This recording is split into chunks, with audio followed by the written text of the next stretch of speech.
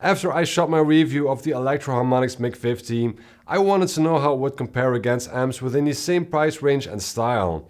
The MIG-50 was based on a Softac amp that was based on a Fender Bassman, and I want to know how it compares to amps that are based on a Marshall Plexi and VOX AC. To me and many others, Fender, VOX and Marshall are the holy trinity and the pinnacle of classic rock sound. I own a Marshall Studio Vintage that does a good job in the plexi department, and my wife owns a VOX AC15 that can deliver the classic VOX tones. Both of these are combos, but they sound the same as their head versions. So for this video I will run all three of these amps through the same Zilla cabinet, and with the combos the internal speaker will be disconnected. In Europe the head version of all three of these amps come in at around the same price, but how do they compare? Let's start with humbuckers.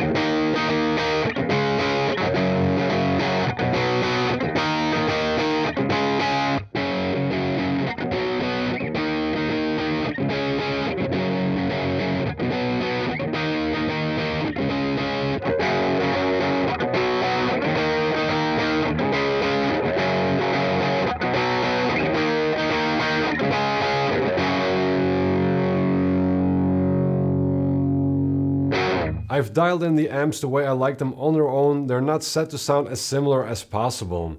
I usually set my amps based on a combination of how it sounds, but also making sure it feels and responds the way I like it. And usually this brings me very similar results with various amps. With the semi-hollow, the VOX sounded fatter than I expected, while the Marshall was pretty mid-forward. The MIG sat somewhere in the middle, where it sounded open but still retained some bottom end. Now let's dial it back, switch to a P90 pickup and play something more clean and dynamic with some added delay and tremolo to see how these amps deal with that. And the amps are still set the same way as they were in the last comparison.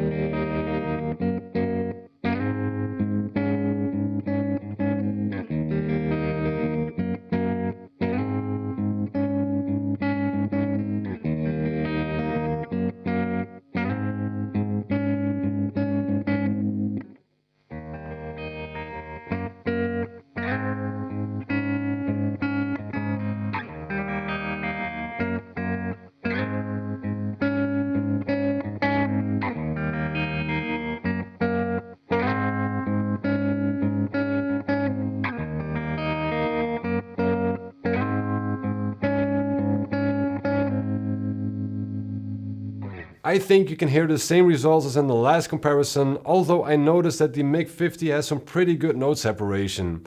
That might have to do with the fact that it has more wattage than the other amps, as it takes every note pretty well with a lighter touch. On to single coils now.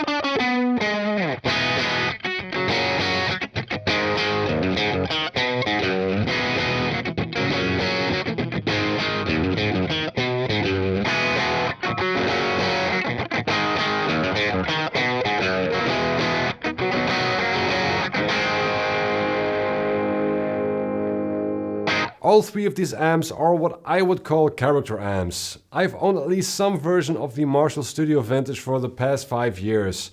And I would say it's not a versatile amp and it shines with humbuckers, but of the three of these, it's the least all round. The MIG probably has the biggest harmonic and tonal range, but it also has a fine line of being really nice to being a bit too much.